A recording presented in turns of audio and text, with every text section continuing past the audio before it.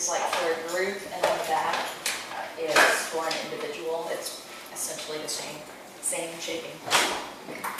Then this one is for actually squeezing, physically restraining an animal. So the shaping plan for that. And then I kind of thought it would be a good time to also talk about separation training as a part of this, because if you have to shift an animal into some sort of small space, you may be isolating it from social partners, and so separation training can be absolutely a part of that goes along with the whole learning to go into a small space. So I put this, it's simply a training record for separation, and it's for 2 individuals. Gypsy is the one who doesn't like to separate from Nick.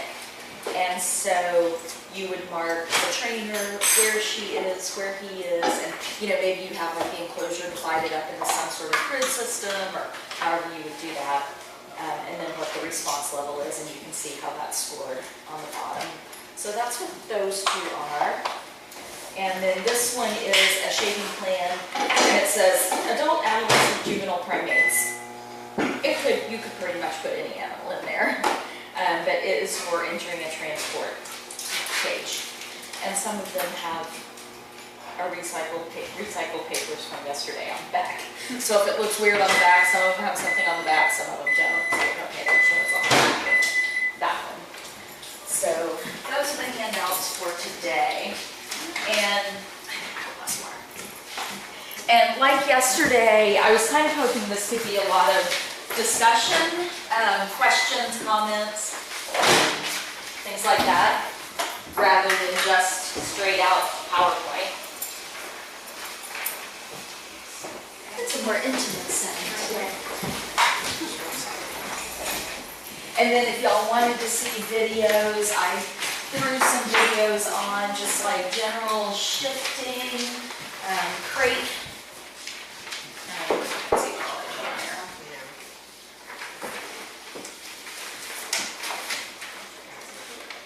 And it doesn't seem like we really use a lot of squeeze cages here. So I didn't put any videos of squeeze cage training, like actually squeezing the animal. I know there's one in Simon's, and I'm not sure who else is really using that, but Lions, yeah. But if we're to the point of wanting to discuss the steps for squeezing, we would certainly do that, but I didn't really include any of that into the super small spaces, is I guess what that would be. So I've got some just shifting, separation training, going into a transport box. Yeah, so just a few videos. A couple of them are in steps, so you can see kind of the process that took place. So I guess I want this to be responsive and of interest to you. I feel like a lot of the foundation has been laid for, through the various discussions. So if you have specific questions, I'm happy to show you the videos. If you have specific questions, we can look at addressing those. Kind of tell me what you want, and we'll figure it out. What I'm working on, as you saw the last time we were here, getting the Kawadi to go into a shoot area, where we will hopefully in the future be doing our injections for knockdowns or regular injections and whatnot. Similar to otters, it's designed after that. But I'm definitely interested in hearing about the separation training. Okay. So I think they are superstars at coming down and going through. When it's just me, when the other body are in the night house, but the day of a procedure or anytime they're isolated, it becomes a very scary and different experience for them. So working up to, ideally we would separate them in the morning. Sometimes it will be the night before, so you have that individual who is by themselves, hungry, the liquids are off, they're on to you. Yeah. So what types of steps do you take in that situation? At the same exact age as Michelle. Okay. Okay. I just in doing group situations, you know, when you get 3 of 4 that go and do what you want, and then you have the one that like, won't go into, you know, a different, like shifting into one stall or into a crate, something like that. You know, is it okay? Or are there any tips of like encouraging that one so you don't have to do things individually? Okay. Just not for these guys, but for maybe like we get bears and we want all of them together, and we can only get 2 or 3. So like group shifting. Okay, so then I'm glad I did that shaping plan. The shaping plan for the group shifting, I think kind of addresses that. Okay, anything else, or shall we start with that? We had kind of discussed it last time as not being super high priority for the otters, but it was kind of shifting when you have all 3 of the pups and mom, like getting them to shift to individual areas. So I don't know if that could be. So more separation, group separation, Yeah. social isolation, subgrouping. Okay. All right, well,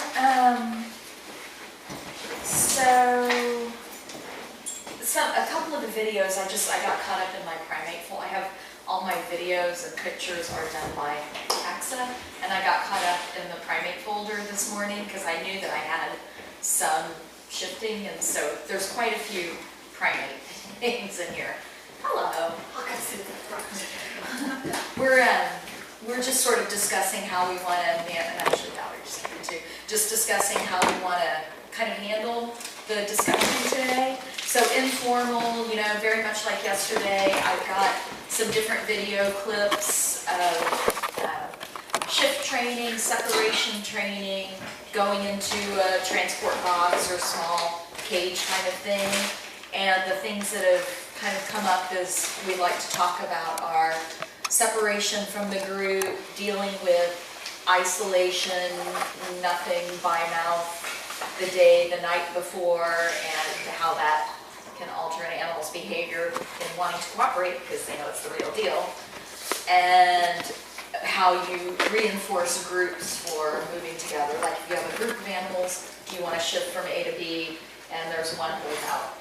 How you kind of deal with that. So that's what we have on the table so far. Do y'all have anything else with regard to shifting, separation? And I kind of said, I don't really see that we use a lot of squeeze cages here, so I didn't include actual squeezing in the videos and discussion topics. And there's a few handouts, a couple of shaping plans, and one record sheet that is for separation training. And on the record sheet, Gypsy, it's 2 individuals, Gypsy and Nick, and Gypsy's the one who doesn't like to separate. It seems like sometimes you'll have one individual that doesn't want to separate and maybe one who doesn't care so much. So, do y'all have any other topics or points or things that you would like discussed? I have one, going back to the leaders, because of the social structure, that the 2 youngest females, given them the day, they switch who's on top. I can't get them to shift as a group. I can't get them to shift individually. And they won't let the male shift by himself. Wrinkles are hands. He's the most willing, but he'll move towards a door and he'll go after. Okay. That's what I do.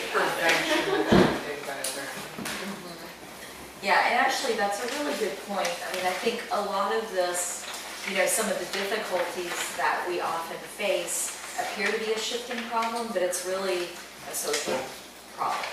So dealing with, you have to kind of deal with the social issues before you can deal with the shifting issues, which is why the problem-solving process is so great.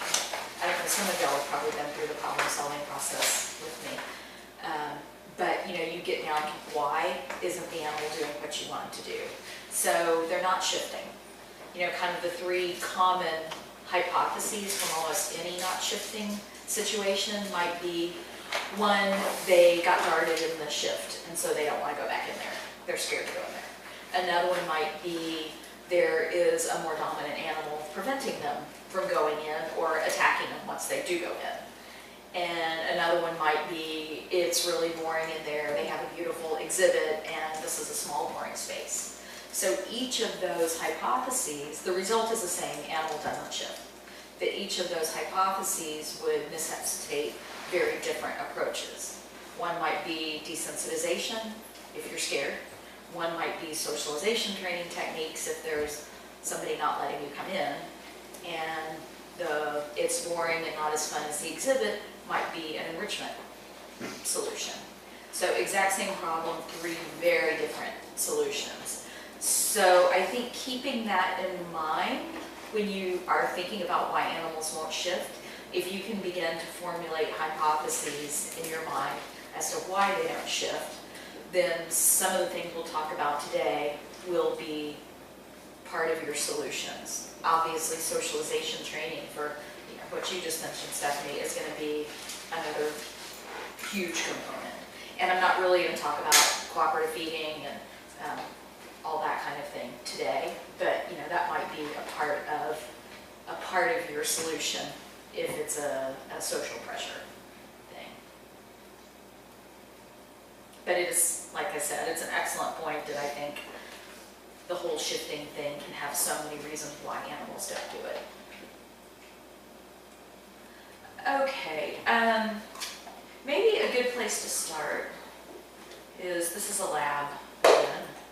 I have several lab examples, but the training techniques are still pretty much the same. It's loud. It's loud. Blast us all. So these are 2 monkeys that are each in those 2 small cages on the bottom, and they don't want to separate. You can see the little targets that are hanging there. So this is early in the training. I promise it does start normally. There we go.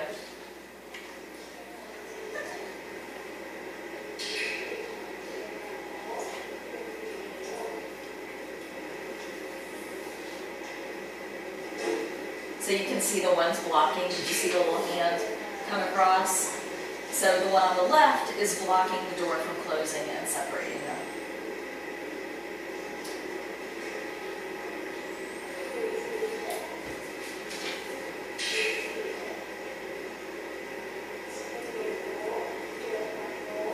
So she's asking you to hold. And then the bridge happens when the door comes up and the monkey stays in front of her stationary target.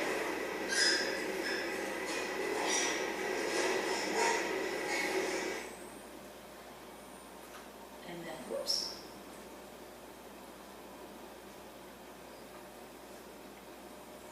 And then this would be much further along in the training process.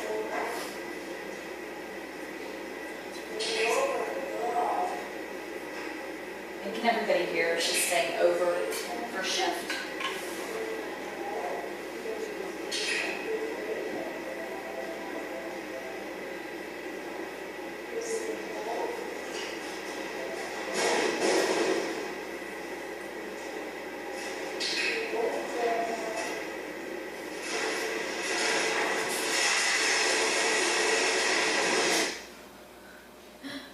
Maybe that one was earlier in the process.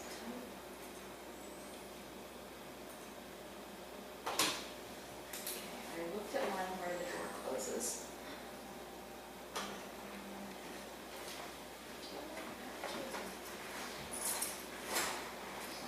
Anyway, and then let me just show you this series. So essentially, one of the approaches for teaching separation is going to be stationing. So you're going to station everybody. In this case, I should have given you a little background before it starts up.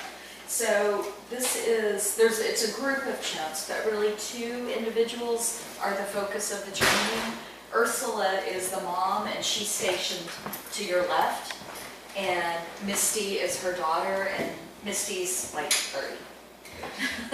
So it's not like we're ripping a suckling infant from the mother's breast or something. But Ursula does not want Misty to separate. Misty could give two hoots. So we station, and the way that the enclosure is set up, there's two inside areas that have a slider between them, and then there's guillotine doors that go out. So once one guillotine door is closed, then the slider would be the final separation. So that's kind of the setup, and then they have a big yard outside. So Misty is the one stationed, isn't she adorable? Stationed right here, and Ursula is the one on the target that's kind of facing down the hall. And the rest of the animals, we don't care where they are, as long as they don't interfere. So that's that outside guillotine door closing. So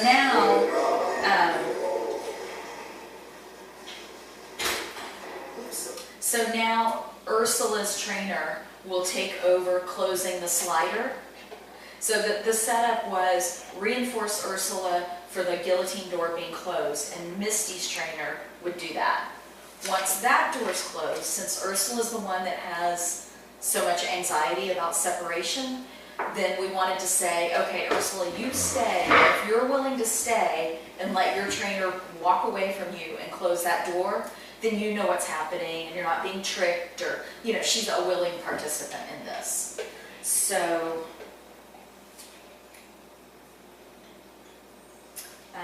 what you'll see now is Ursula's trainer. So now Misty's stationed, the guillotine door is closed, or one of the guillotine doors is closed. So now you'll see Ursula's trainer asking her to stay, and the PVC is her target, which she would just hold on to like this, or at least stay in front of. And you'll see he takes one step away, and it's going to bridge and reinforce her. So just one step, super quick.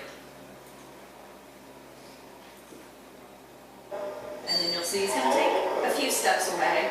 But notice he's still really facing her. Bridges for his steps.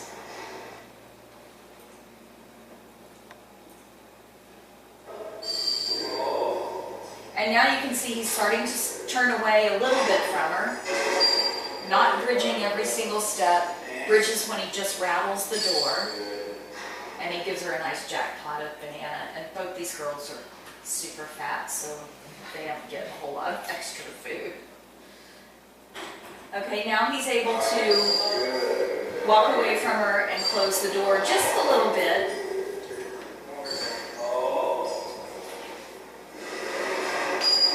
Perfect bridge at the moment the door is closed, that quarter of a close, he bridges and immediately opens it right back up. So one of the, I think, important things with really any kind of, whether it's separation, any kind of door movement, is when you start to move that door, move it a little bit, open it right back up.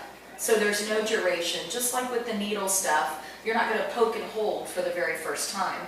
You're going to do a poke and come right back out, and then you're going to build duration. Same with the door. Each time you close it a little bit more, you're going to open it right back up. Then you're going to close it a little bit, build duration. Open it up. Close it a little bit more, open it right back up. Close it, that halfway, build duration, open it back up. So those are the aspects of the behavior that you would incrementally raise and not at the same time. Does that make sense? So we did the quarter. So now he's to the 3/4 point, and this training took place over the course of about 8 days. So you're seeing, pretty quick progress from animals that for 25 years would not allow separation. And for those of you that were in the presentation yesterday, I think Danielle brought up about injecting, I think it was the gibbons maybe, at the same time. And I said, oh yeah, we had to do that with chimpanzees. It was these two, before they were trained for separation. Because normally with chimps and lots of other animals, you don't want everybody attacking them or getting scared when they go down, so you separate them so you can retrieve them after they're anesthetized. So these two girls, it was like, okay, are you ready? 1, 2, 3, bam. And we popped them at the same time. They went down together, and then the vets could come in and take them away. But that was because they weren't trained for separation. So it's much nicer when you can isolate. Okay, now you see the door closing all the way. And also just watch how Ursula's trainer, how much his body position and movements and bridging is all adjusted now. He can pretty much walk away from her, close the door all the way, watch it for a few minutes or a few seconds, go over, give her a nice big jackpot. She made some big banana pieces, which is special for her because she is such a fatty pants. Okay, so that just kind of gives you an idea of some of the approximations. And again, these two individuals were really like, we are not, Ursula did not want Misty to separate from her. And this was over the course of, like I said, 10 days. These guys worked pretty much Monday through Friday together, so they were able to do the training. And I'm not even sure, I can't remember if they actually even got to do it every day. But just by applying really tolerable steps for the animals and good reinforcement. Ursula's trainer, he's great. His bridges were spot on, you know, to tell. And she was already involved in a training program, so she understood the training game. I mean, she was trained for injections. She just didn't like this separation business. So even something that was really difficult for her, with really good, clear technique and steps, and using that differential reinforcement, they were able to push this behavior ahead pretty fast. I mean, I think we were all kind of amazed when they tolerated it that quickly. And any other separation stuff? That's just fixing. So thinking about the quaddies and separation, you know, you can see here it's working with multiple people, which is obviously easier if you have, you know, one individual you're going to focus on separating, and then you can have somebody else reinforcing the others for allowing the separation. So in this, the Misty Ursula case, it was pretty cut and dry or clear that Ursula's the one with the problem. So we really focused a lot of reinforcement. You know, we set up the shaping plan so that her trainer would be the one to move away and close the door because they had to move away.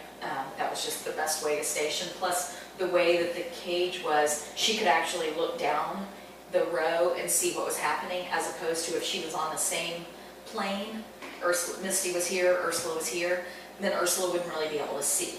So sometimes, you know, if you have somebody who's scared of separating or doesn't want it to happen or doesn't want doors to be closed, rather than trying to hide that from them, you want to make it where they can see. So if there's a way, I mean, the quaddies, you have lots of opportunity for that. But, you know, that's just something else to think about, is giving the animal a chance to see what's happening so they can see and go, check, yep, I'm willing to let you do that. Rather than sneaking it, they hear the door close, they're not really sure if it's their door, and then they freak out or something.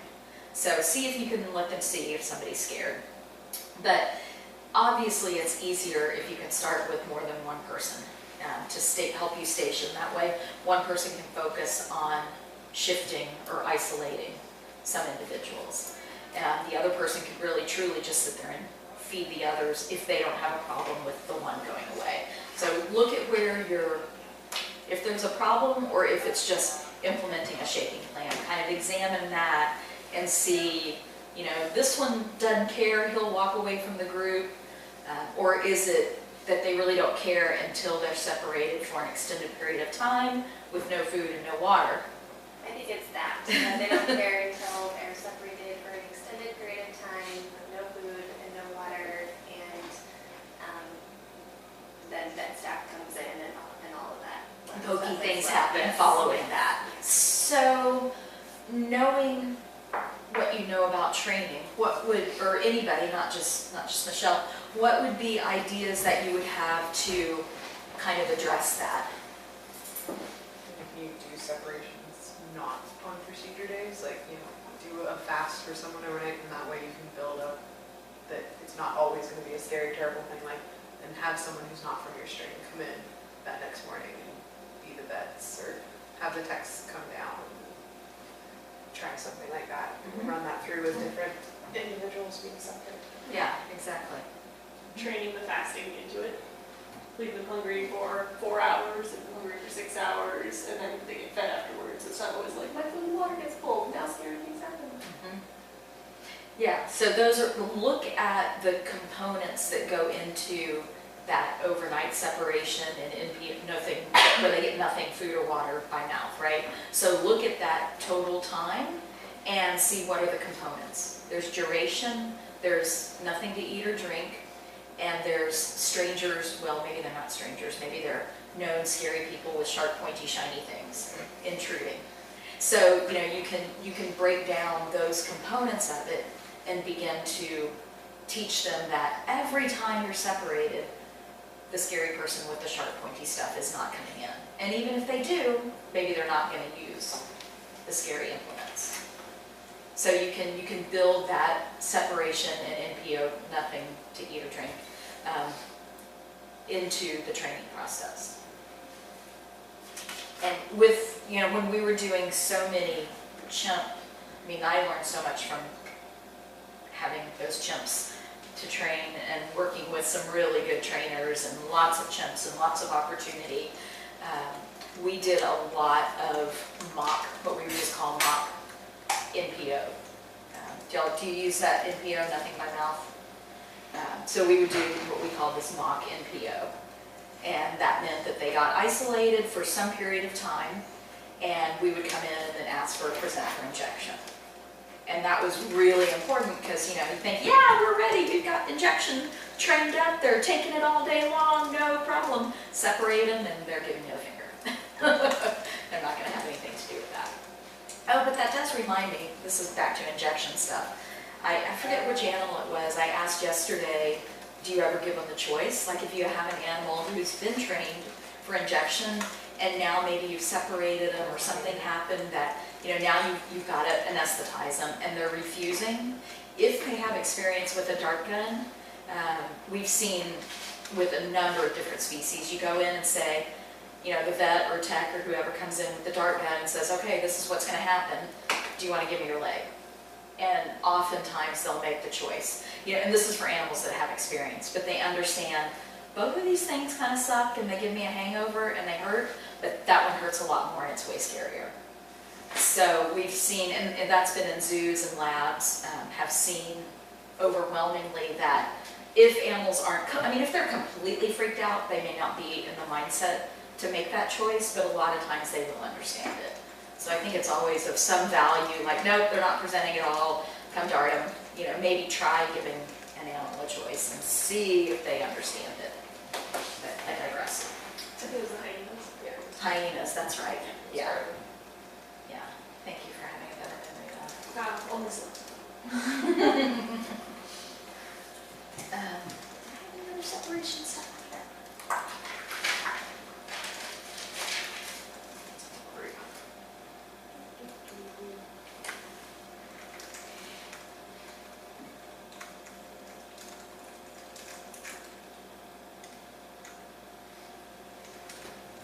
Okay, so yeah, then kind of as long as we're on the social group movement, isolation versus separation, I think that the question about how do you manage a group of animals when you want them to move together, one of the, one hair that can't, look,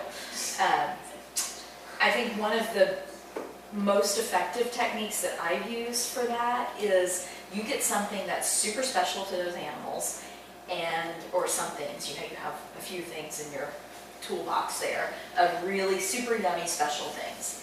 And that's the only time they get that. So you say, hey, animals, everybody come here. And the ones who do get that super special thing. The ones who don't, you know, maybe you give them like the 3 strikes, you're out. You call them in, you close the door, everybody gets, who's in, gets the super good stuff. Open the door up, everybody come in, you know, so you give them several chances. And this is kind of once you've gone through the problem-solving process of there's not a dominant animal keeping them out, because when you have a dominant animal keeping somebody else out, probably the goodies you have aren't worth the risk to them. Yeah, so you have to, this is assuming there's not a dominant going, don't you come in here, or if you do, I'll jump you. So yeah, you can use that kind of 3 tries to get the super special things. And I would say for the most part, in my experience, that's been a pretty effective technique and it's not a whole lot of effort, doesn't take a lot of time. You don't necessarily have to use bridging, you're just kind of passing out the special treat. I mean, if there's one individual that's maybe really like kind of looking and like thinking like they want to come in, maybe you're going to focus some bridging on that animal, as long as that won't then cause social disruption or mayhem. So you may pick particular individuals to reinforce or to bridge and reinforce, but overall, give them a chance to come in, everybody gets something, and then you go back out. And what you kind of see is that social learning, where it was like, ooh, is that something delicious I smell on your breath? What do I have to do to get that? So you want to reserve that really special thing for only that behavior and then not use it all the time. So kind of emergency recall, but on like a low, like as far as the really special super treat, but. Yeah, I mean, really that is what it is like a step toward, it is recalling the whole group. Yeah. Yeah, so group, but you can, and it usually, I mean, I think that usually it ends up being shifting inside, like trying to call the whole group inside. And that technique, I would say, has been successfully used with animals housed in quite large spaces, down to kind of an average zoo, maybe like an old zoo exhibit kind of space. So I think it's an effective technique, and you can use your recall if you have some other mechanical sound that you want to make as a recall, so it carries across the vastness of your enclosures. Or sometimes just the door going up and down is enough of a sound to effectively be a recall.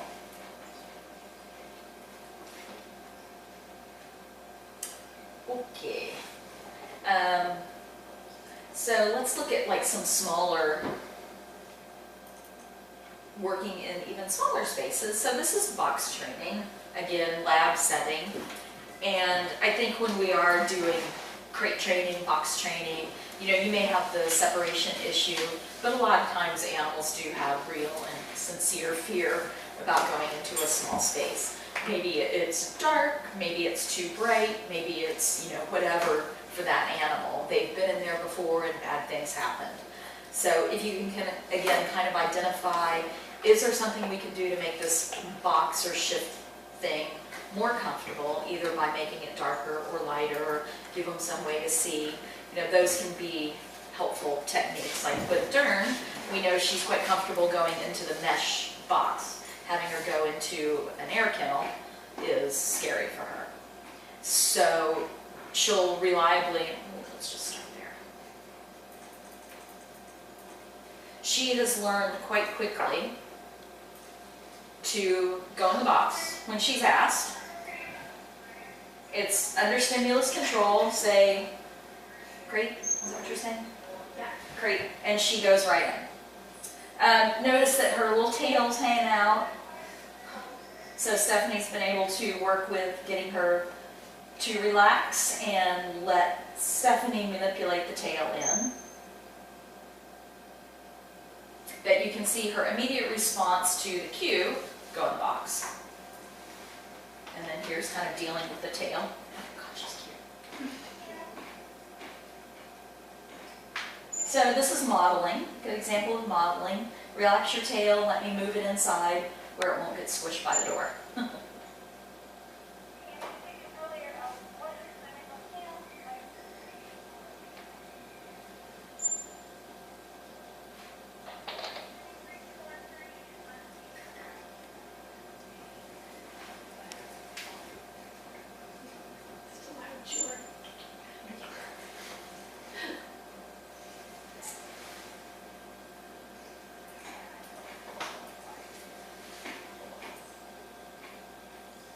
Okay, and for this little guy, this is the very early stages, just beginning to introduce moving towards the crate. And you notice she's not using a target.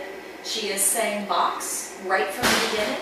So she asks for box. Any investigation or progressive movement towards that box is bridged and reinforced. But again, there's no target or anything to direct the animal. Do you see some challenges that she might face with this setup? Not dropping the box. Yeah, that's a huge one.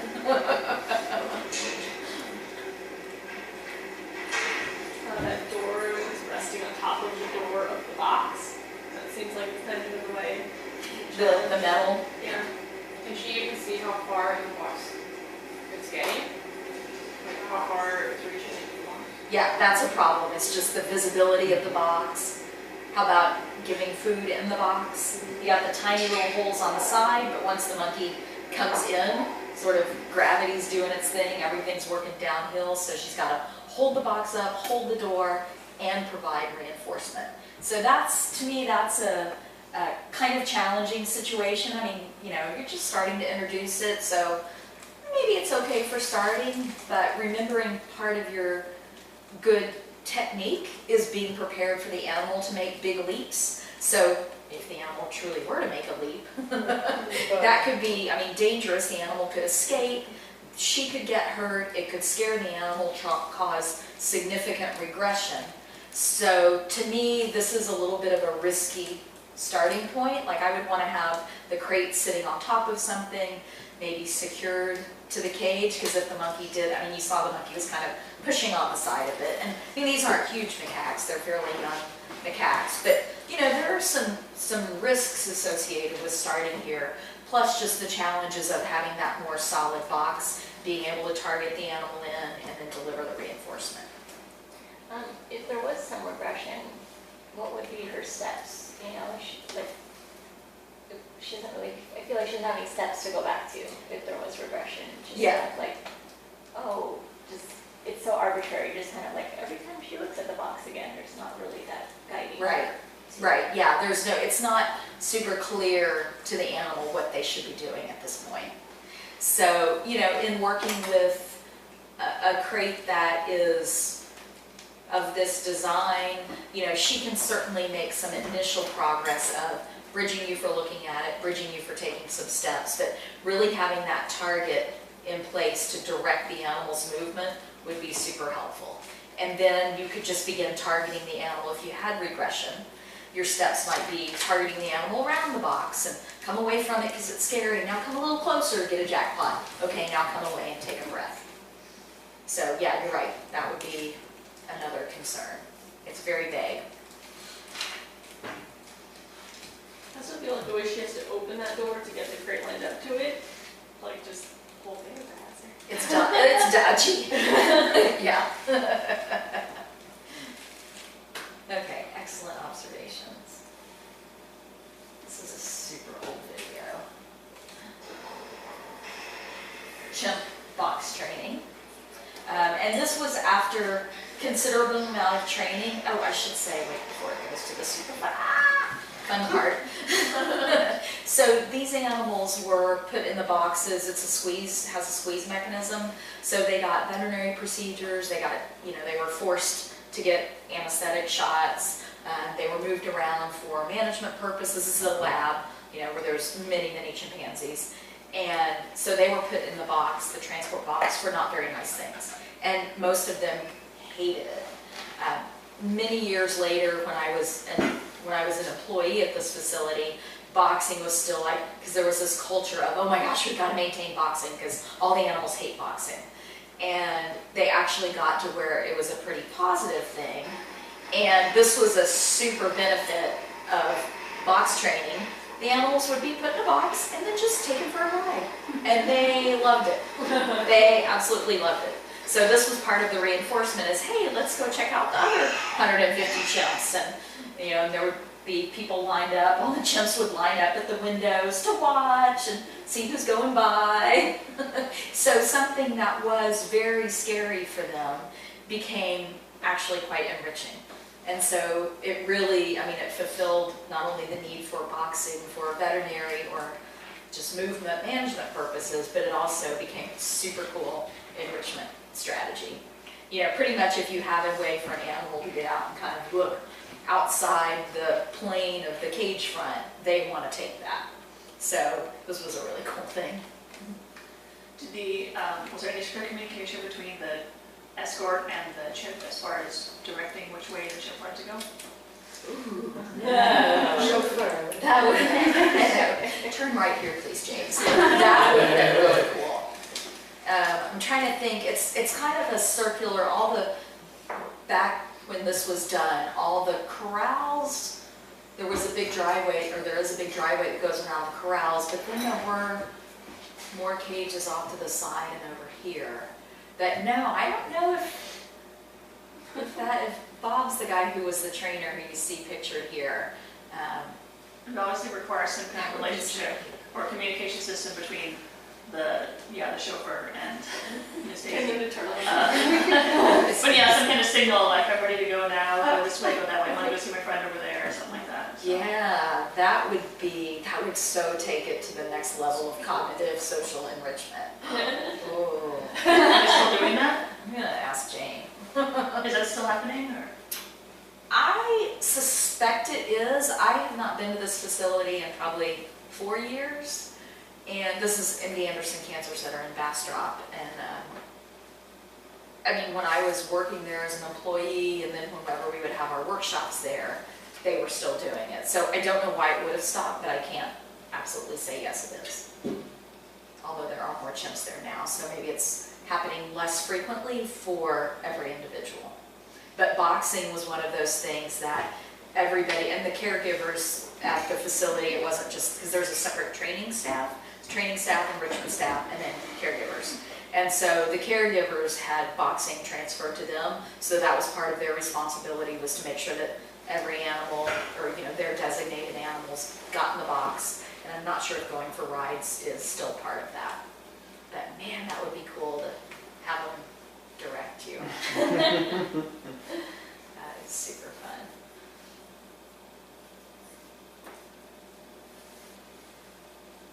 So, in my experience, I don't know if y'all have experienced this as well, closing doors is oftentimes a big deal for animals, even reaching towards the door.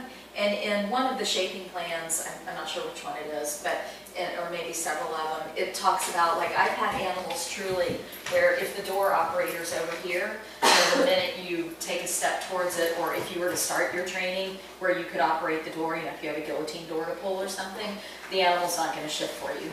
But they know if you're this far away from the door operator, oh yeah, I'll come in, because by the time you can get over there to close it, they can run back out. So if you have animals that are super fearful of doors, I mean, truly, I've had the situation where I go, reinforce them. And your steps might be so you can reach your arm up, and then if they're super fearful of doors. Anybody have trouble, or have you had trouble being able to close a door on an animal that sit there with one finger in the door, or a toe in the door, or a hip in the door, they know exactly where they can be? And the macaws like to stand on the edge of the crate and lean in as far as possible to take the food, and then they'll sit and wait, but if you kind of like reach over, then you can turn around real quick. And So they are paying attention to your hand movement. Yeah. Mhm. Yeah, so sometimes you have to break that down. And it's harder on are you in like an Americanal where you have a swing door kind of thing? It's a lot harder to have the door halfway closed on a door like that, because then it's hard for them to get in. But one of the things that I found extremely helpful, like for a door, the door closes, a guillotine style door here, is if the opening is reasonably big enough to where the animal can get in, if you have the door closed a little bit, then your first movement of the door that you reinforce is actually opening it rather than closing it. So if you have, you can start off with the door closed a little bit, maybe with a Varikennel, you can just have it turned a little so the animal can still get comfortably in and out, because you don't want them to feel trapped, so they can still go in. And then when you're to the point of being able to reach your hand up, rather than closing the door being your first step, opening it is the first step. So you're desensitizing door movement. We also started having the macaws turn around and stand in front of the door facing it instead of with their face towards the back of the kennel, so that they could see the door approximations and watch it move and watch it close and literally be standing there. They felt a lot more comfortable being able to see, yeah. And being able to book it out instead of being trapped and have to like spin and get it out. Oh, I guess especially when you've got all that to turn around. Yeah. the whole to-do. There's a lot happening back here. But they like being able to watch it and see it and stand in front of it. Yeah, I think that's a really important point. Some animals they're going to need that. Yeah. right, so here's just some video of desensitizing the squirrel monkey to the door closing, and it's just a little string on the door there. Oh, no, it's not, I'm sorry, it's hooked up there, so you just have to move it. So this is his first time going in this little box.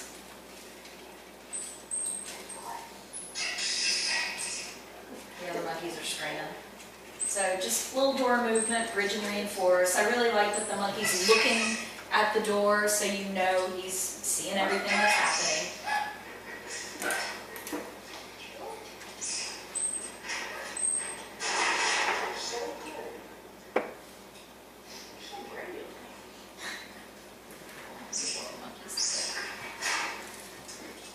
So prejudiced. Sideways facing nostrils.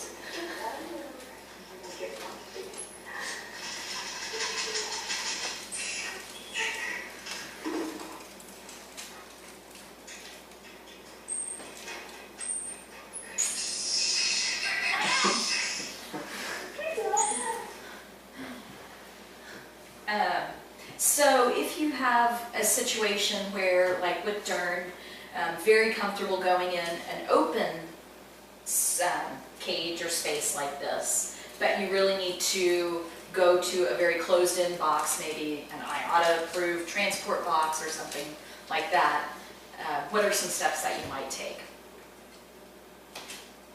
Let's start with an open crate and add the paneling to the sides and close it off. Mm-hmm. You can start with the crate you eventually need to use anyways, so you don't have to transition anything. It might take them longer to get comfortable, but that way you don't have to transition. Go from one to your another. actual equipment. So if you start with, you know, like a bear kennel, let's say, and you have an animal that's really reluctant to go in there, yeah, you could take the top off, make it feel more open, and then gradually put the top back over them. The other problem is we are protected contact with Dern, so half kennel does not work. So maybe doing the panels on the side. She gets really like aggressive towards keepers once the food is no longer.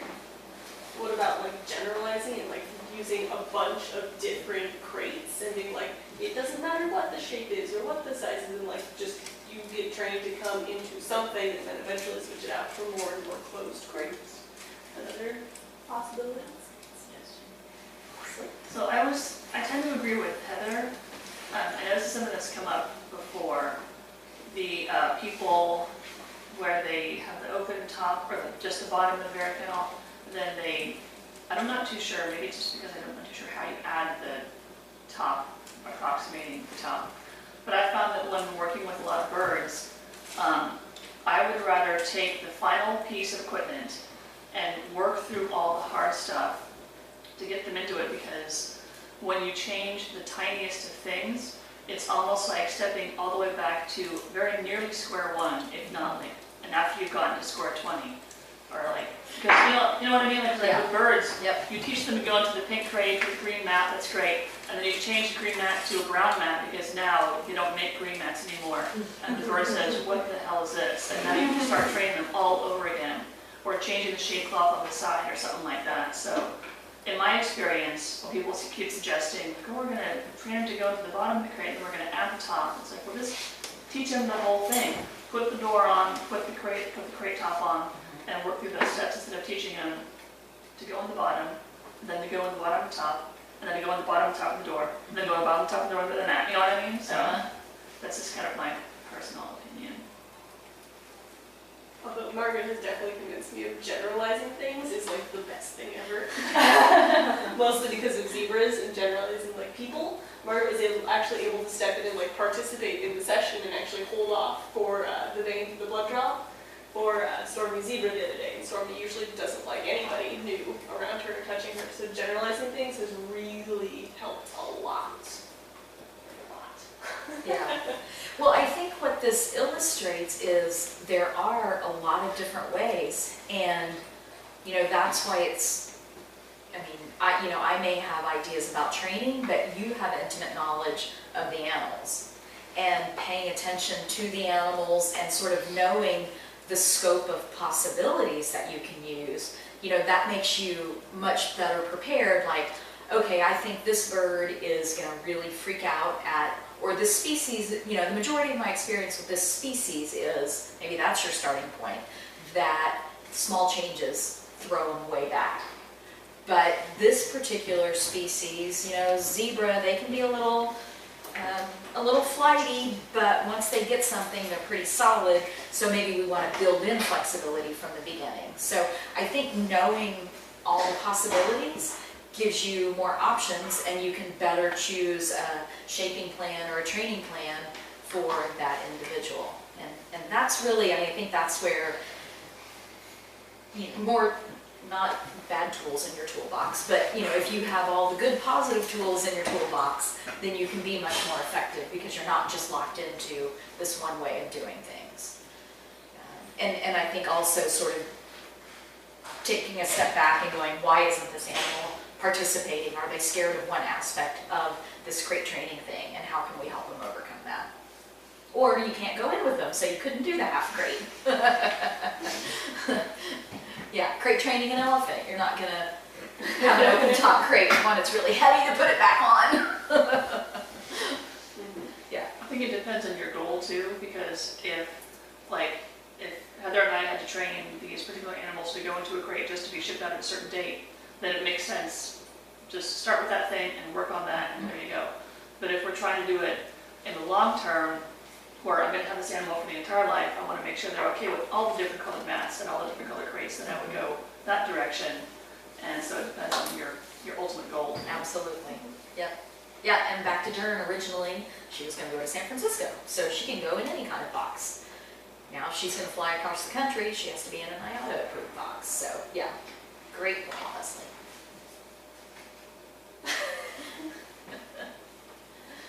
Okay, it's about 5 till 12, so I think we kind of got through some of the main topics. There's a couple, well actually, hold the phone. We got to conclude with another lovely crate trainer. Here, this is Hogan, being trained by Amber. And this is his box, and it's been really cool to watch him progress through the steps of entering the box, from being afraid and all the panels. Well, if you want to explain it, the panels across the top can be open. So Leslie started with this before I took over the string, and she had Rick design this really awesome box. And having the right crate for the right animal, I think, is also super important. And this is definitely the right crate for him, because he's not going to fit in a dog crate. And one of the brilliant designs is there are flaps along the top. So for the initial training that Leslie had started, was actually using those to approximate the target in. Then we were trying to figure out how do we target him into this crate without having to slam flaps around and move stuff. And Margaret had the idea of we tried to add a stationary red circular target to the inner panel of the door. But since he's a monitor lizard and not a chimp, if it didn't move, he doesn't really register it. So instead we ended up using our feeding hole and basically waving our target in front of that, and that motion was enough for him to pick up on, so he would target to the motion of that stick moving and go into the crate with that. And that's how we were able to actually crate him for his exam. So there's a little hole on the other side, like on that. Yeah, On so this the panel. surface right there, that's a solid door with a hole about slightly bigger than the ones that are along the top edge there, so that we can feed and do things through it, which is neat. Been a really nice series of approximations, and using all those different flaps on top of the box that really allowed him to feel safe, gave the trainers good access to him. So it was a really nice, I mean, you watch the final product, it's like, yeah, he just walks in, that's awesome. But there were many approximations getting there, and little problem solving along the way. So it was I think it was a really well executed plan with some minor adjustments. And we're still working on stuff. Lewis's tail still sticks out a little bit. So you have to just when we called him up for his exam, we ended up mostly dropping the door, and once he noticed what was going on, he pulled his tail in more of an aggressive way. But we were able to close him in, but that's something we'll have to work on, is being able to touch the tail and manipulate it. So. Or he needs a little tail extension on his box.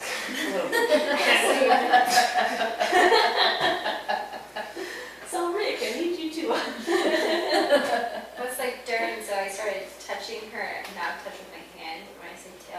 bring it around. Mhm. And she puts it through the slot, so I'm like, oh, are you sure you have to go? Because then we could do blood stuff, hold her still. She is the most brilliant of lemurs. Okay, well, let's take our lunch break and then we'll come back and kind of see if there's anything else you want to talk about. That's very helpful.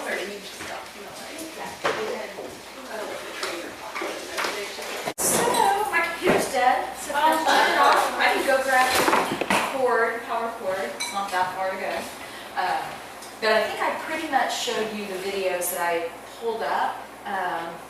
So I thought, again, we would just kind of, if there's any more questions, and we don't have to take up the next 30 minutes if we don't need it, but if y'all have any more questions, or if you're planning any training or procedures or anything like that, we could discuss potential problems. I think I kind of touched on a lot of the issues that I've experienced, unless somebody says something that reminds me of some painful moment of the past. I know when we're training, we're like, okay, we'll train for whatever. So especially when it comes to crates and squeezes, it's like, well, this is the squeeze that you have. Train it to this. For crates, I am, especially with the birds, it's very hard to buy a standard bird crate. I tend to do a lot of building myself and try to make my own things that work. I'm just curious as to like, I feel like you're also on the same page of modifying whatever equipment you need for the animal versus just training them to what you have available. Is that? Yeah, I mean, I guess the only time you would have to train to a specific thing is if it's a transport and you have to, but I mean, still you can build an IATA approved crate that meets the animal's needs. You don't have to go buy one off the shelf. So, yeah, I mean, I think with any of that stuff, if it's in our power to make it more comfortable for the animal, and we're supposed to be all about animal welfare, so rather than folding them up into tiny little bits and shoving them in something that's too small, yeah, I think if you can make something that is safe for the animal, meets, if there's some regulations, obviously you have to meet that, but yeah, I'm a big fan of making it as comfortable as possible for the animal, even if it's a little more work for us. We're supposed to be here for them. So, yeah.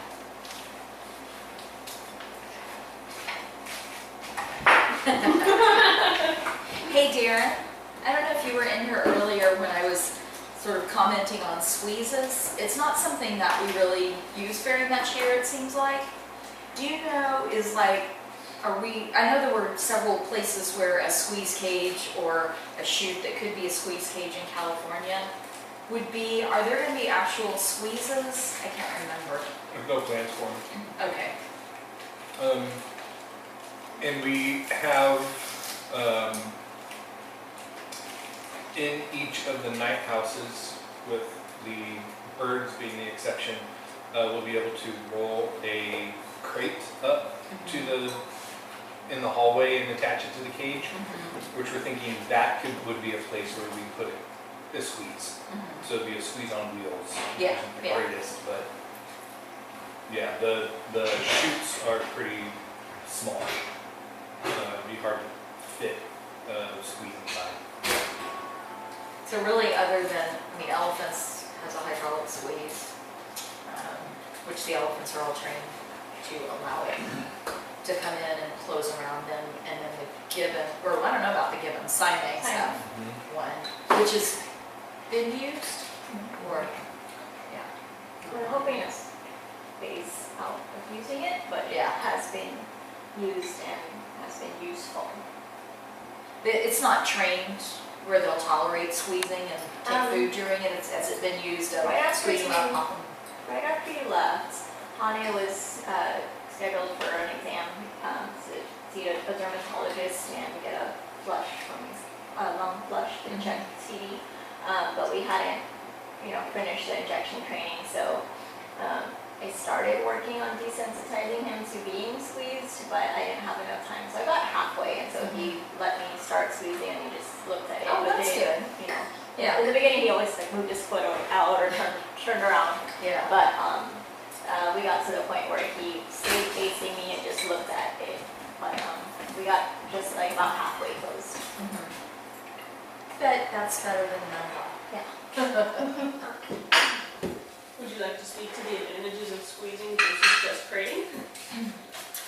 Well, I mean, I think it's needs and purpose driven. Crating can obviously do lots of things, transport from one facility to another, transport up to the hospital, moving if you have to take an animal out of their enclosure for emergency purposes, fire, or any other reason, management purpose.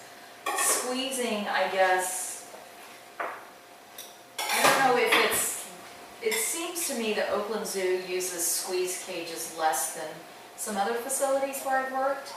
And the advantage of training an animal for squeeze is if maybe they're super needle shy and you don't have the opportunity to train them for an injection, time, like what you were just talking about. You didn't have time to train the injection, but maybe you can train the squeezing part, so then they're forced into, or they're not forced, but they have voluntarily allowed you to compress them into a position that you can then force the injection because they're not trained for it.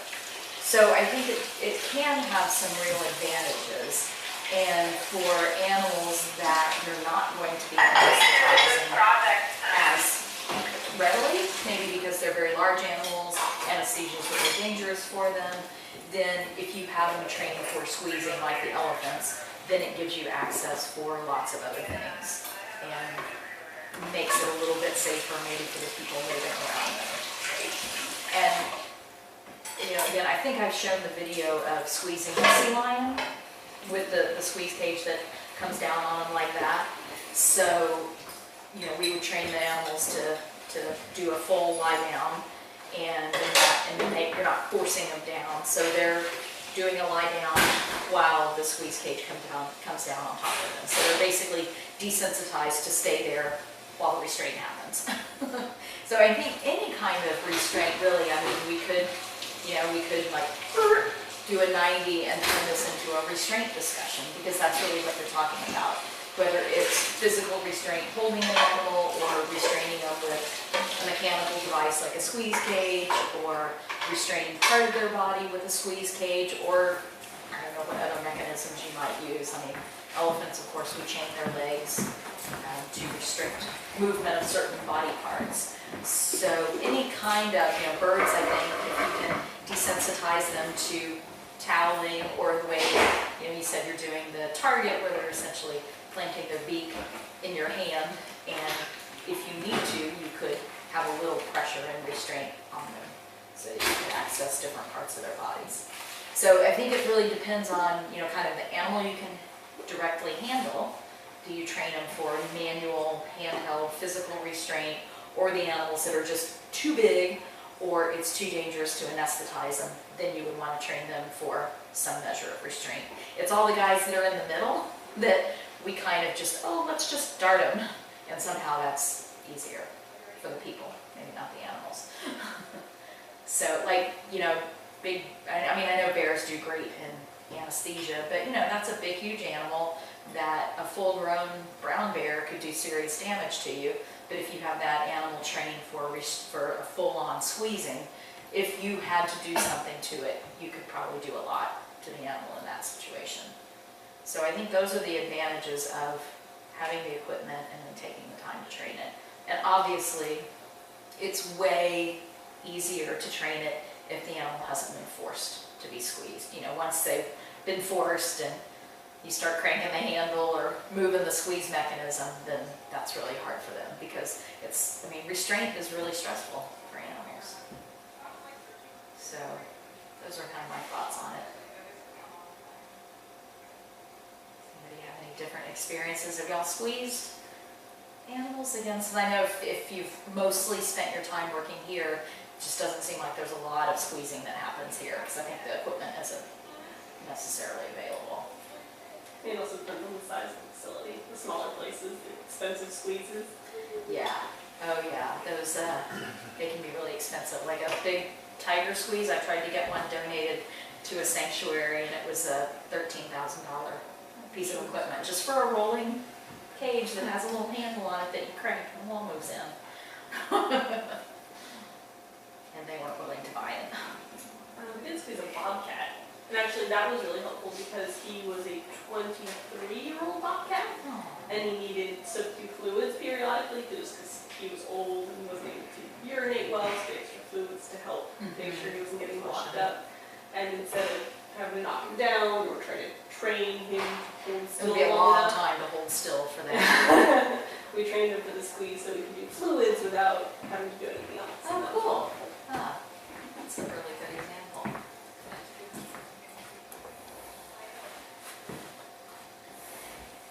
Anything else? We have like 15 minutes left. I mean, I'm kind of, I think so much of the shifting and small space stuff, I mean, obviously any training is dependent on the individual, but even more so when you're doing something that's kind of scary or may have a really bad history associated with it. So you're very much planning for the individual in that case. But I guess the take-home things I would hope you remember are, if you're training an animal to go into a small space and they're not comfortable doing that, try to figure out why. For the example that I gave you earlier, there could be the behavior's exactly the same, but the reasons why might be quite different. And so on the front end, if you can figure out why, then you're going to develop a strategy that's more effective for that why. So you don't waste your time enriching the area when enriched area is not what they need. If it's a dominance issue, now it's enriched and super fun, so the dominant animal is going to be even more protective of it. I'm not just making this up, but it could happen. So just make sure that you kind of think about why isn't the animal cooperating, and then what are the techniques that would best help that animal overcome that fear or whatever is happening to them. And descent, socialization training, good shaping plan through small successive approximations to get you from start to finish. So I think that's a really important part of thinking about small space. And for animals that are afraid of being closed in, think about, to me, like once you can overcome that hump of getting to the door and starting to move the door, the rest is a cakewalk. In my experience, that can be one of the really hard parts, is getting to the door. Because they've planned their whole escape route over how long it takes you to get to the door versus how long it takes them to get outside. So that can be a really big deal for them. So yeah, I think those are kind of my thoughts on it. Again, I guess and I know we're all, Leslie's my keeper, helping make the schedule, and obviously Darren's really involved, but we're really interested in your feedback. If you think these discussions are helpful, if they're too long, too short. I kind of feel like we killed a little bit of time here BSing, but maybe it was a nice little wrap up. I don't know. You are not ever hurting my feelings by saying, we really hated that. I mean, you can be nice about it, but we all like constructive criticism. So if there's any feedback that you have about the types of presentations that we're doing, the informal sit and chat, I really appreciate everybody's participation. That makes it a lot better, I think, and more pertinent and meaningful to you, rather than me just up here blah, blah, blah, blah, blah, like I'm doing right now. So if you have any feedback, you're welcome to share it with me. My Oakland Zoo email is working, but it's shut down the rest of my email. So I can only access it through webmail, but my ND22 Earthlink is working just splendidly. Or feel free to email any of the managers if you don't want to say, gosh, Margaret, that was pretty awful.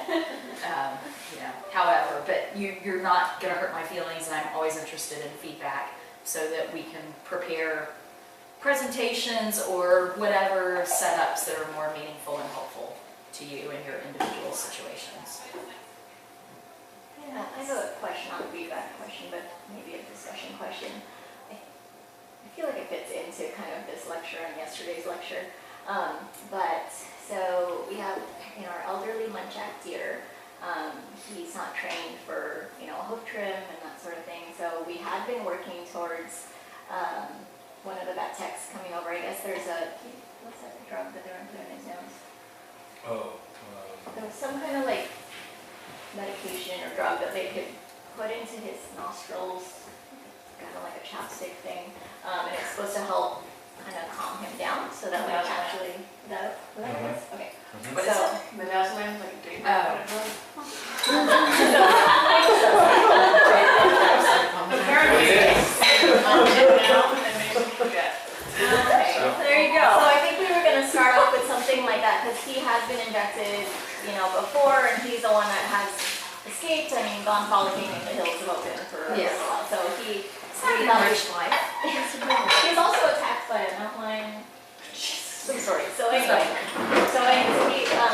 we had talked about doing that to calm him down and then give him the injection, but we wanted to, just in case the midazolam doesn't work, to do it in a small space.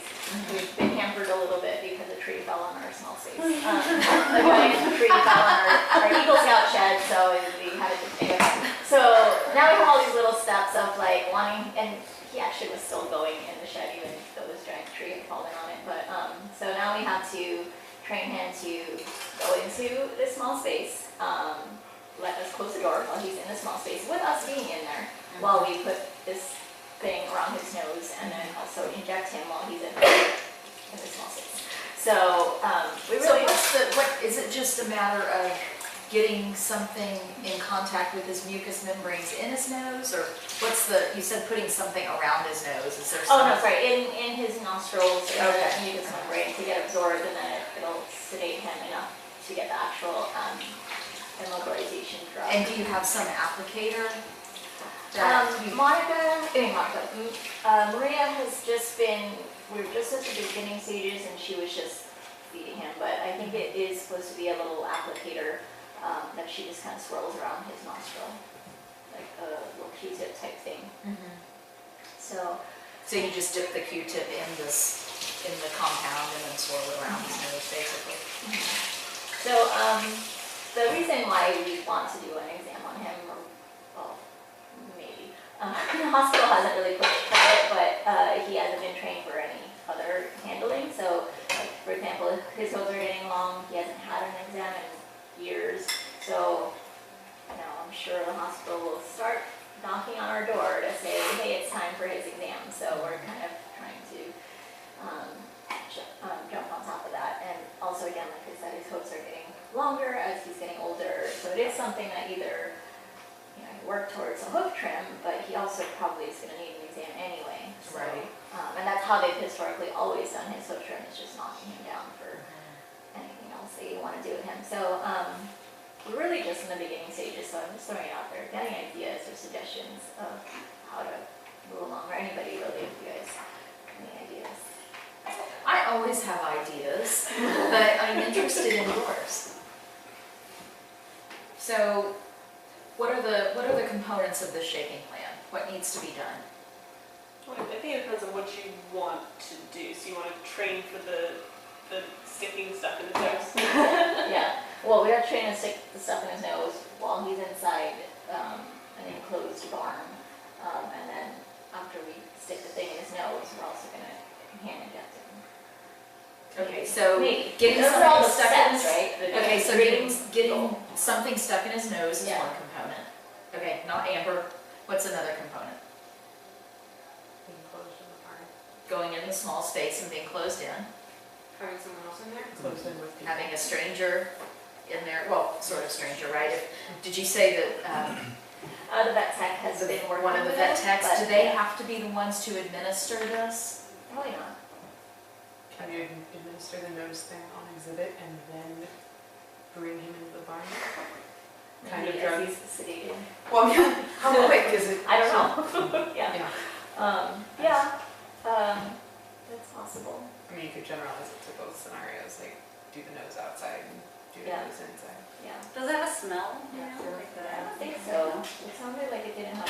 Not really. No, like consistency. Okay, so we're focusing on the swabbing of his nose. So think of the things that need to happen.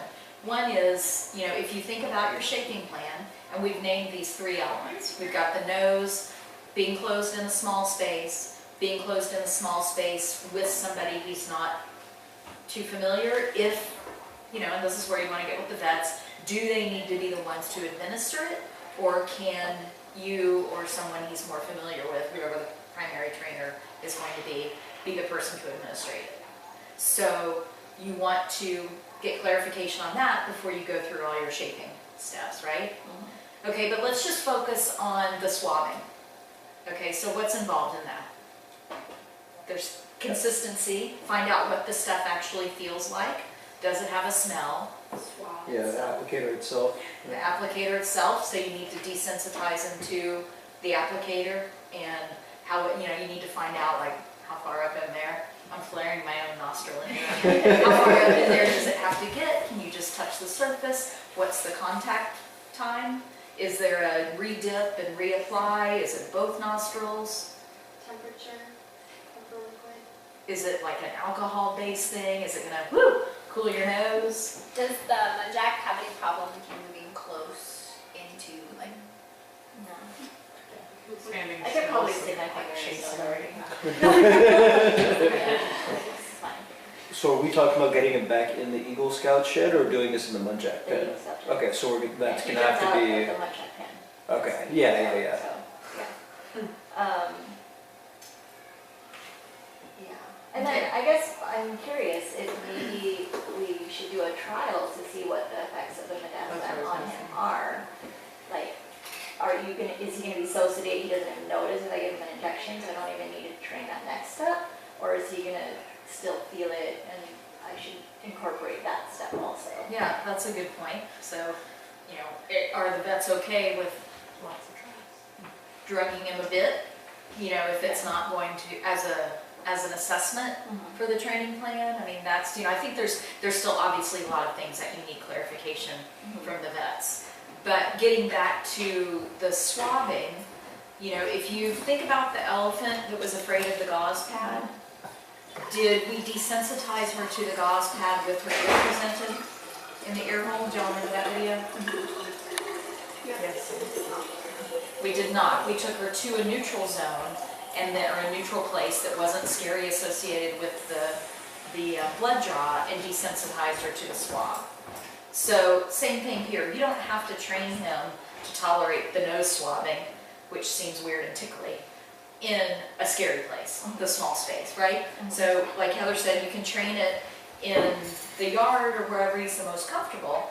And then the next step of your shaping plan is to train it in the small space as he's learning to go in the small space. So once he's comfortable in the small space, then you begin putting the two together, right? Because you're only training one aspect of the behavior at a time. So you don't want to train these two challenging things at the same time, or he might not be able to do either one. So we train the small space, desensitize to the swab in the yard where you're comfortable. Both of them get pretty good.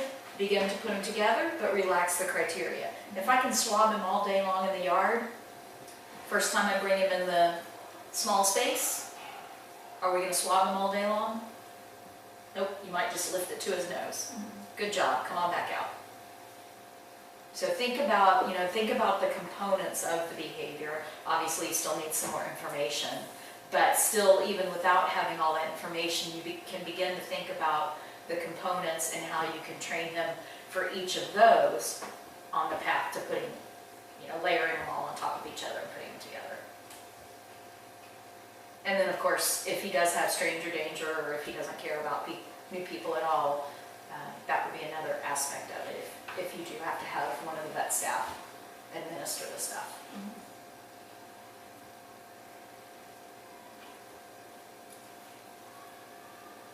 Good deal. Alrighty, it's about 5 till. Any other questions, comments?